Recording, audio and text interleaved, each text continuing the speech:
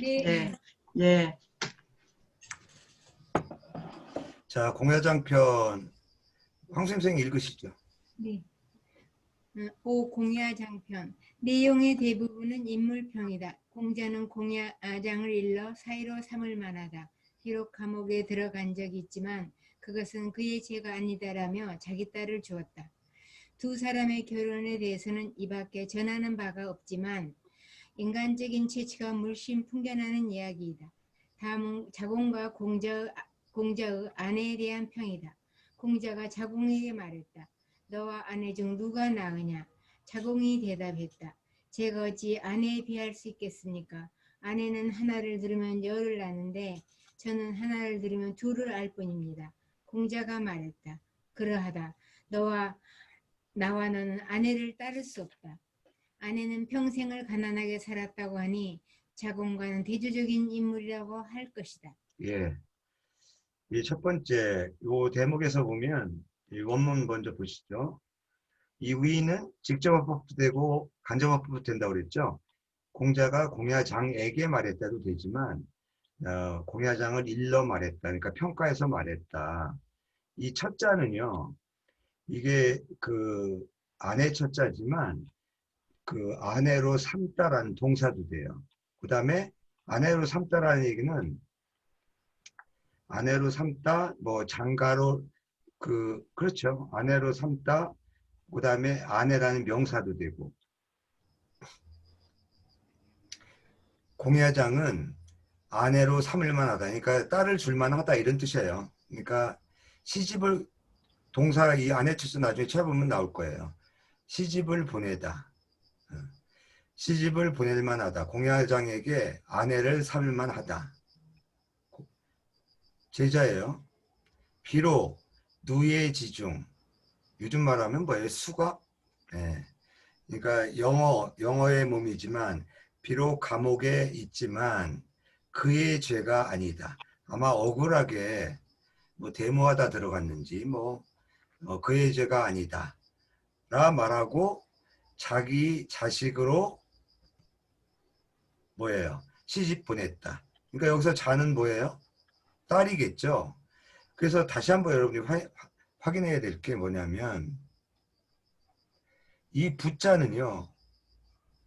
아비부로만 쓰일 때가 있지만 뒷문장에 뭐가 따로 나오지 않으면 부모의 준말이에요. 천지도 마찬가지예요. 하늘 천자만 있다고 그래서 땅이 아닌 하늘이라고 보면 안 돼요. 뒤에 따지자가 나열되어 있을 때는 구분해서 쓰는 거지만 천이 한 문장에서 대표할 때는 천지를 포괄하는 개념이다. 자도 마찬가지예요. 자녀라는 말은 고전에 거의 안 보여요. 무슨 얘기냐? 사내아이와 딸을 포괄하는 개념이다. 아셨죠? 그 증거가 어디예요? 여기 나오잖아요. 그 자식으로 하여금 시집 보냈다. 남자를 시집 보낼 수는 없잖아요. 그 다음에 뭐 공자 가문에 대한 얘기는 그 다음 장도 나와요. 이 내용이 좀 논란이 있는 부분인데 이 자공이라는 제자는 상인 출신이에요. 그러니까 좀 경제적으로 넉넉해서 공자를 늘 스폰했던 평생을 스폰했고 자공이 또 하나 유명한 일화가 공자가 죽고 나서 제자들 모두가 3년상을 했는데 자공은 3년상을 더 해요. 3년을 더 공자의 묘를 지킵니다. 그 정도로 공자에 대한 애틋한 감정을 갖고 있었던 제자 중에 한 사람입니다. 공자가 떠보는 얘기죠. 아내에게 물었다. 야, 너와 아내가 누가 낫냐? 그러니까 겸손하게 얘기하는 거죠. 아유, 제가 어떻게 아내에 비교합니까? 아내는 하나를 들으면 원문으로 해야 되는데. 여기 보세요. 아까는 위자가 간접합법이었잖아요. 공야장을 평가해서 말했다. 여기서는 직접합법인 걸 어떻게 알아요?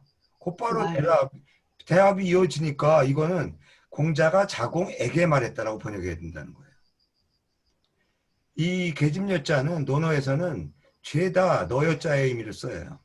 딱 한 번 뒤에 나오지만 뭐 여자와 소인은 다루기 어렵다라는 얘기 딱 한 번 나올 때 여자자를 쓰이고 너여자예요. 너와 아내는 누가 낫냐? 대답해서 말하기를 사는 자궁의 이름이에요. 제가 어찌 감히 아내를 바라보겠습니까? 제가 어떻게 아내를 비길 수 있습니까? 아내는 문일지십이 여기서 나온 고사예요. 하나를 들음으로써 열을 아는데 저는 하나를 들으면 둘을 압니다. 황 선생은 하나를 들으면 몇을 알아요? 둘을 까먹습니다. 형문 우답이다 했습니다. 야, 너무 잘난 척 하시는 거 아니에요? 예. 도의 경지 아니야 그건. 현실. 원래 조금 띨빵해지면 원래 그렇게 됩니다. 공자가 얘기하면서 못하지 나와 너는 뭐 못하지 그보다 못하지 이게 이제 일반적인 해석이고요. 뭐예요? 여자가 이게 더블 여자도 되지만 고전에서는 허여하다 이 의미 알아요? 이런 말 들어봤죠? 내 너에게 허여하노라. 들어봤어요? 예. 네, 긍정하다, 인정하다. 그래서 공자가 스스로 제자보다 못하다고 하는 건 좀 이상하잖아요. 아무리 겸손하다고 하더라도 나와 너는 그보다 못하지 이렇게 번역하는 게 일반적인데 주자의 해석은 인정하다라고 번역을 해요. 나는 네가 그보다 못함을 인정한다. 이렇게 인정하는 주석도 있다. 참고로 하세요. 근데 사실 어떻게 번역해도 큰 문제는 없죠.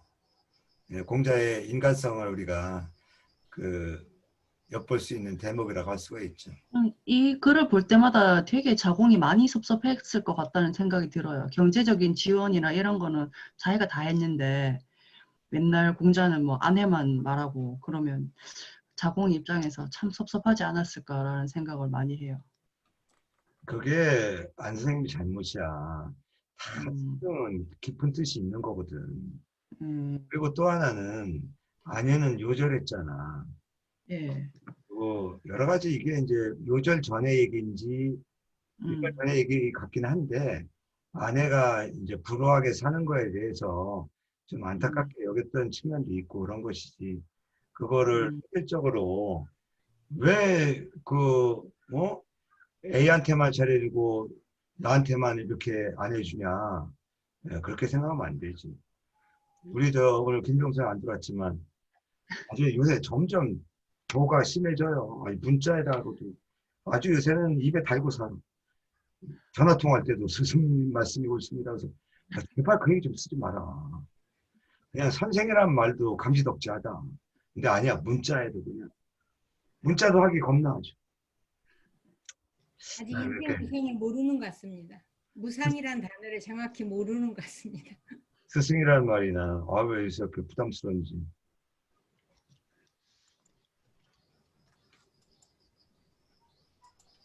자, 공야장에 나온 원문은 뭐였고요. 그 다음에 요거 이 너무 유명한 거라 이건 하고 넘어갑시다. 제여 주치미언을 제여라는 제자가 딱 걸렸어. 낮잠 자다가. 낮잠 뭐 생각나는 제자가 있긴 한데 낮잠의 여왕이라는 분이 계신데 자칭 낮잠 자다 걸렸어요. 공자가 뭐라고 하냐 보세요. 공자가 말하기를 후목 불가조야 썩은 나무는 조각할 수가 없고 분토 썩은 흙 이 흙이 썩는 거 알아요? 시멘트도 오래되면 부스러지잖아요. 옛날에 이제 황토 같은 걸 가지고 이 방 안에 문지방 칸막이에다가 황토를 많이 썼어요. 근데 이게 오래되면 삭아서 이게 손으로 긁어대면 막 떨어지거든요. 근데 그게 맛이 괜찮았어요. 저 어렸을 때 그래서 황토를 제법 먹었는데 그래서 어려서 건강했는지 모르죠. 근데 이 분토가 그 썩은 흙이에요. 그러니까 바스러지는 흙의 담장은 흙손질할 수 없다. 흙손질할 오자예요. 네. 이거는 썩은 흙자고요. 불후의 명곡. 안 선생 음악 좋아하니까 불후의 명곡 가끔 듣지? 아, 그 TV 프로그램 말씀하시는 거예요? 어. 아, 예. 한 번씩 볼 때 있어요. 불후의 명곡에서 예. 가족 사진 한번 들어봐요. 얘는 누가 부른 자세히 거죠? 멋있어요. 네? 누가 부른 거죠? 아니 어느 남자 그 이름 내가 정확히 모르는데 이렇게 자세를 걔 자세가 굉장히 멋있어. 이거 화제가 됐던 거는 들었는데 가수가 생각이 안 나네. 내가 SB 워너비의 김진호. 아, 김지훈의 가족 내가 사진. 얼마나 많이 들었으면 그룹 이름과 애 이름까지 알겠어. 눈물 나. 김지훈 노래. 자세를 한번 봐봐요. 진짜 압권이야. 예, 알겠습니다. 자, 다시 보세요. 제어가 낮잠을 자거늘 공자가 말하기를 썩은 나무는 조각할 수가 없고 썩은 흙의 담장은 흙손질할 수가 없다. 왜? 황토를 갖다 붙여도 자꾸 떨어져 내릴 거 아니에요. 부스러지는 그 벽돌이나 흙이 썩었으니까. 여여, 이거 제여의 이름이에요. 내가 제여에 대하여 무슨 뭐예요? 여기 주자는 벨주자지만 뭘 꾸짖겠느냐. 이것은 꾸짖는다는 의미로 보시면 돼요. 볼장 다분해라는 거예요. 복습할 시간에 낮잠 자고 있으면 내가 쟤 꾸짖는다고 해서 제가 나아지겠냐 이거야. 그것도 그렇죠. 낮잠 자다 깨면 또 짜증내는 사람 많잖아요. 잠잘 때 안 건드리는 게 상식이죠. 네. 저도 출근할 때는 노크만 해주고 조용히 나옵니다. 공자가 말하길 이 말이 더 무서워. 시어 이냐에 처음 내가 다른 사람에 대하여 청기언이 신기행 그 말을 듣고서 그것을 가지고 그의 행동을 믿었는데 그러니까 사람 말을 난 처음에 다 믿었다는 거예요. 선생님 나 집에 가서 열심히 복습하겠습니다. 근데 한번 방문해 보니까 쿨쿨 자고 있는 거야. 지금은 나는 사람들에 대하여 그 말을 듣고서는 그 행동을 보게 되었다. 내가 제여에 대하여 제여에게서 이렇게 고치게 되었다. 난 처음에 내 제자들이 선생님 말씀 좋아요. 내 열심히 간직하고 복습하겠습니다. 이렇게 믿었다는 거예요. 근데 딱 제여가 낮잠 자는 걸 보니까 이거 안 되겠다. 그래서 내가 제자들이 말하더라도 내 그놈의 행동을 보고서 확인해야 되겠다라고 생각을 하게 됐는데 내가 제여 때문에 고치게 되었다.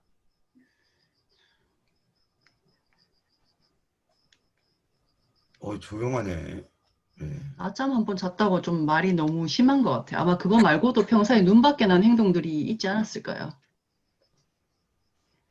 그래서 일설에는 낮에 침실에 들어가서 다른 행동을 하다가 공자에게 걸렸다라는 일설이 있어요.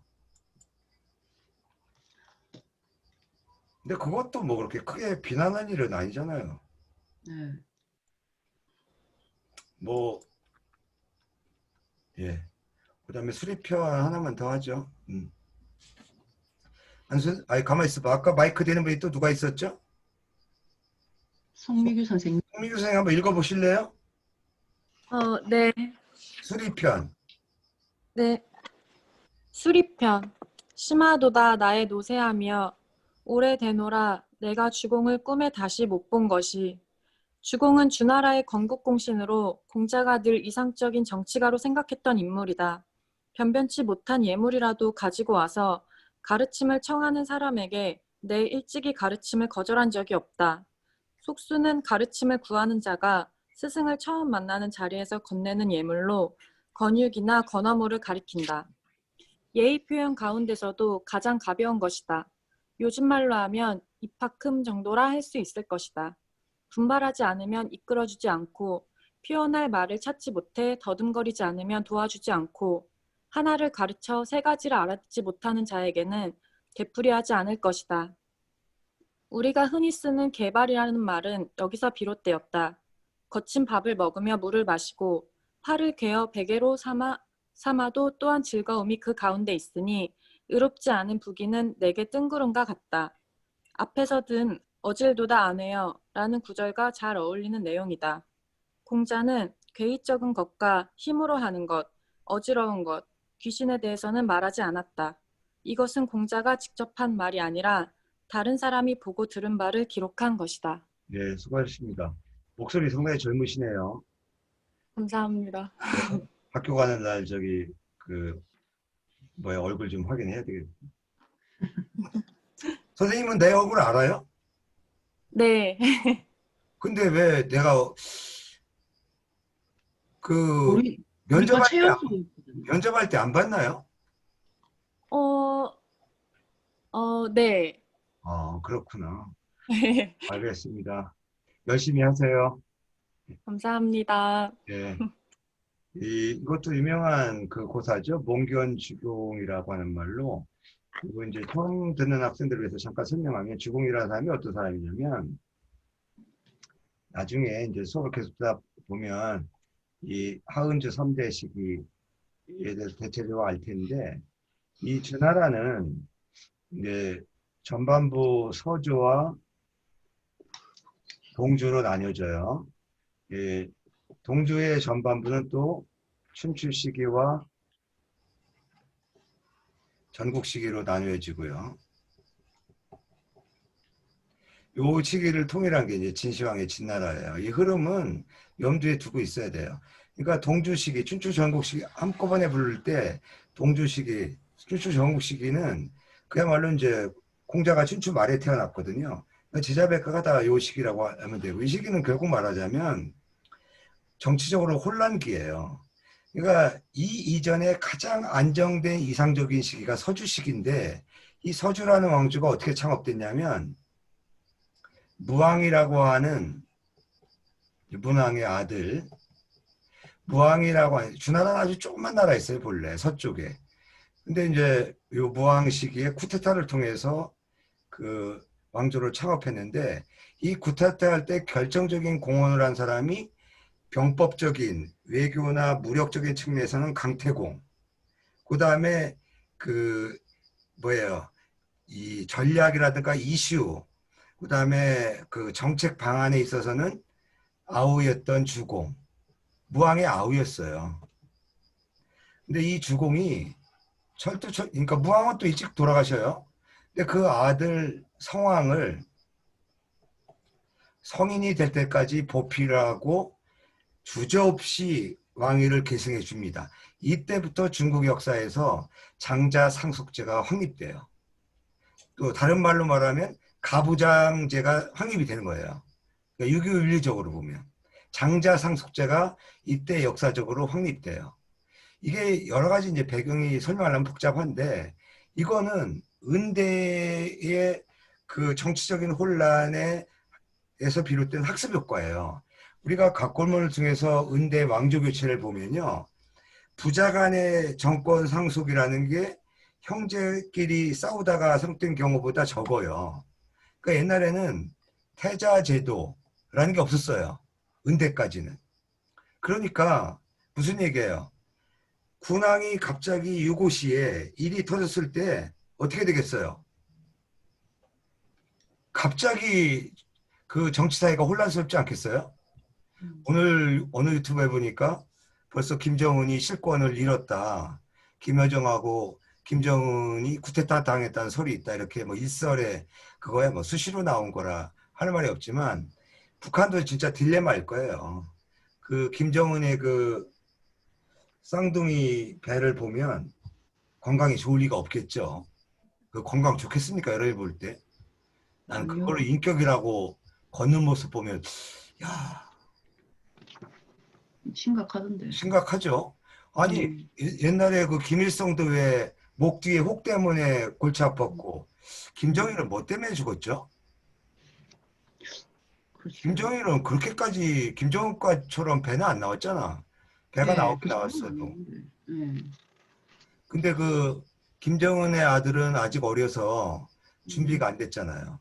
근데 예. 이거를 일거에 시스템을 갖춘 사람이 누구냐면 주공이에요. 주공이 제도 갖춘 내용이 굉장히 많은데 그중에 대표적인 게 바로 장자 상속제고 자기가 모범을 보인 거예요. 실제 은대의 왕조교체 사례를 보면 자기가 섭정을 끝까지 해도 문제가 없었어요. 근데 주공은 절대 그러지 않았어요. 그래서 공자가 가장 높였던 정치적인 표상이 이 주공이에요. 그걸 염두에 두고 이 대목을 보시면 공자가 뭐라고 하냐면 심하다 나의 쇠함이여 오래되었구나 내 다시 붙자예요. 내 다시 꿈에서 주공을 보지 못함이여. 애절하면 꿈에 보일 때가 있잖아요. 그 안 선생 꿈에 예. 내가 보였어 어젯밤에? 어젯밤 제 꿈에 개그맨 장도연이 나와가지고요. 피자를 같이 먹었어요. 그러니까 오늘 수업에 대한 별로 부담이 없었구나. 그런가 봐요. 그러니까 애절함이 없는 거지. 네. 그게 나의 바람이야. 그러니까 경지에 오른 거예요. 집착하면 그게 내 가르침을 제대로 안 받은 거지. 이 사자성어로 몽견 주공. 유달리 공자만큼 주공을 강조한 사상가가 드물어요. 부담의 대목은 후대에 유림들이 그 제자 받아들일 때 많이 인용하는 대목이죠. 이 원문으로 보세요. 자행, 스스로 행하다. 속수 이상을 행하면 내 일찍이 그를, 이게 어지의 준말이잖아요. 언자가. 처음 듣는 분들은 한문 수업에서 배우세요. 그를, 목적격 주사예요. 그를 가르치지 않음이 없었다. 이중부정이죠. 그러니까 나에게 이게 묶을 숙자거든요. 이거는 닦을 숫자가 아니에요. 오늘날은 이걸 닦을 숫자하고 혼용해서 쓰는데 절대 다른 글자예요. 닦을 숫자를 높여서 찾으려면 터럭삼부에서 찾아야 됩니다. 근데 이거는 원래 포 숫자예요. 말린 고기 포.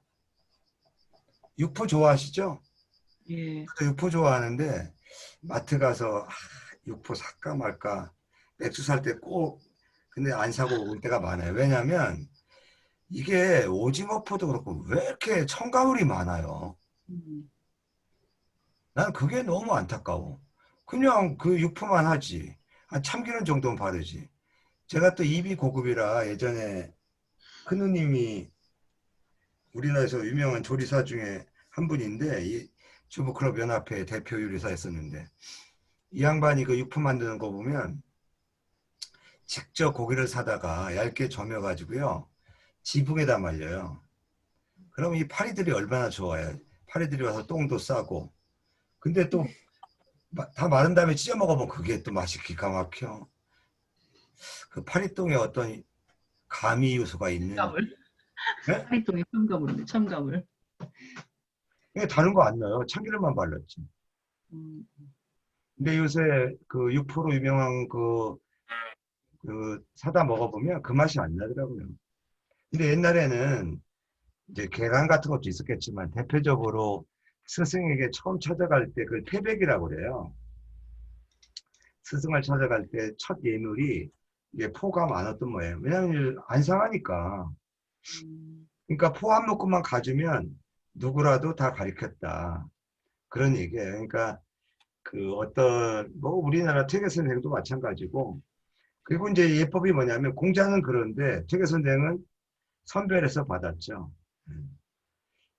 그래서 선생이 그 예물을 그러니까 예물을 갖다 선생한테 사람을 통해서 전하면 그 두 인물을 평가하고 그 예물을 접수하면 제자로 삼겠다는 뜻이 되고요.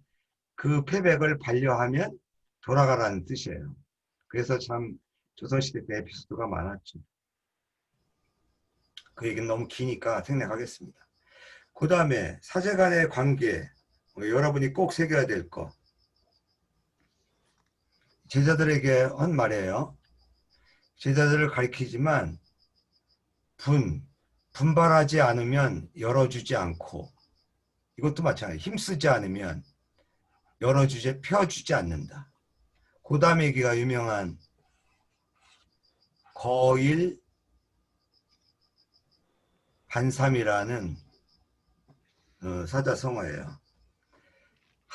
이 모퉁이 자예요. 한 모퉁이를 들었을 때, 이 안이불자는 전체 부정이에요.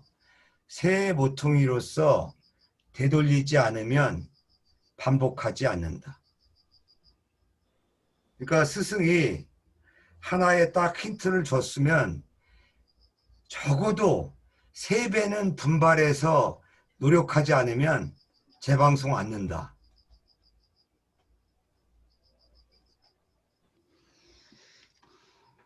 어디 조용하네.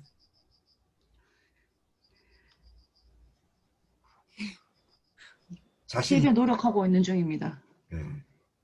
힌트를 하나 주면 3가지나 알아들어야 된다. 안현처럼 10개는 몰라도.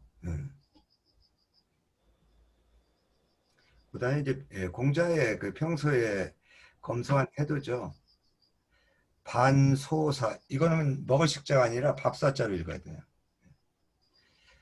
소사는 거친 밥이에요.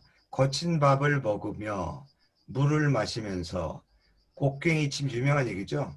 팔베기를 하고 그러니까 팔을 이렇게 구부려서 곡괭이 팔을 벤다는 거예요.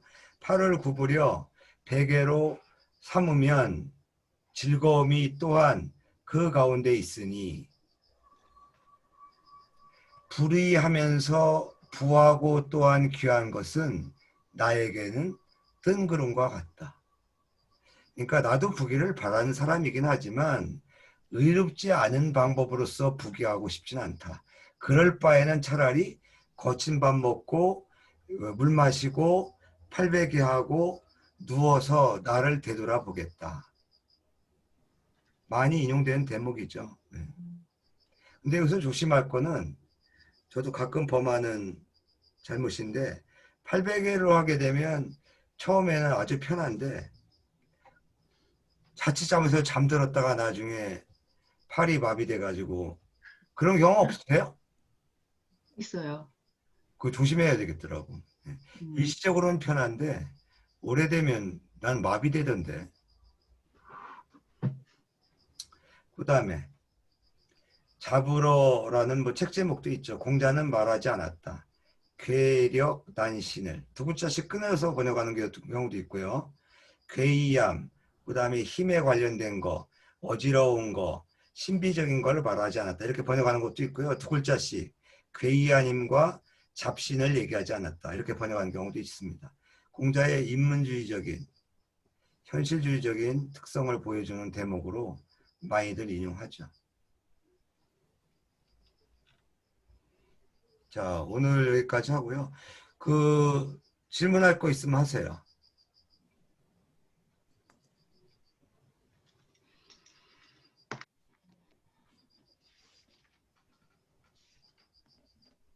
송미규 선생님 어렵지 않았어요? 어려웠습니다. 뭐가 어려웠어요? 설명이 어려웠어요? 한자가 어려웠어요? 한자요? 네. 설명은 한자는 아직 한문 수업 안 들었죠? 들었습니다. 들었는데 내가 왜 얼굴 기억 못하지? 그때 오프라인으로 한번 뵀었어요. 어. 외국어 시험. 그러니까 전날 와서 오프라인 봤을 거 아니야?